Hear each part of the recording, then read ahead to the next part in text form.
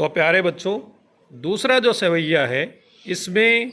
रसखान जी से जब पूछा जाता है कि आप अपने आराध्य के लिए आप क्या छोड़ सकते हैं, यानी आप जिसकी भक्ति करते हैं, उसके भक्त हैं,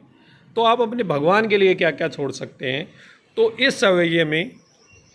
रसखान जी ने बहुत ही सुंदर शब्दों में क्या क्या छोड़ने के लिए कहा है।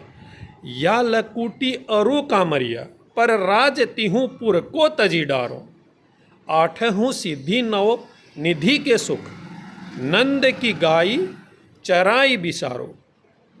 रस खान कबो इन आँखिन सो,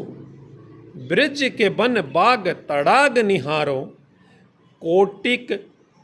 ए कल धोत के धाम, करिल के कुंजन ऊपरवार। कहना क्या चाहते हैं रसखान जी? वो कहता है श्री कृष्ण की जो लकुटी मतलब लाठी, जो वो लाठी हाथ में लेकर गाय चराने के लिए जंगल में जाते हैं, उस लाठी अरु कामरिया, और वो जो कंबल लेके साथ जाते थे, पर उन दो चीज़ों के ऊपर राज तिहूँ पुर मतलब लोग, तीनों लोग, पृथ्वी लोक,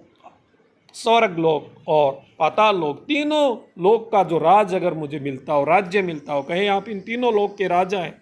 तो भी मैं इन सिर्फ दो चीज़ों के लिए वो तीनों लोक का जो राज्य है वो ठुकरा सकता हूँ, त्याग सकता हूँ। आठहूँ सिद्धि नौ निधि के सुख, वो कहता है 8 सिद्धि और 9 निधि का जो सुख है, कहते हैं 9 निधि और 8 सिद्धि का अगर सुख मिल जाए तो आदमी जो है वो हमेशा सुखी रहता है। तो वो कहता है कि मैं ये सुख भी मेरे लिए कुछ नहीं है, अगर मुझे नंद की गाय चराने में, नंद जी की जो गाय चराने में जो आनंद है, वो 8 निधि और 8 सिद्धि और 9 निधि के सुख में वो सुख नहीं है जो नंद महाराज की गाय चराने में जो आनंद है। रसखान कबो इन आँखिन को, वो कहता है, रसखान जी कहता है कि रसखान जी ने जब अपनी इन आँखों से ब्रिज के बन मतलब वन, बाग बगीचे, जंगल बाग बगीचे, तड़ाग मतलब तालाब झील झरने जब से देखे हैं, कोटिक मतलब करोड़ों, अकल धोत के दाम, एक कल धो, वो कहता है कि इन जो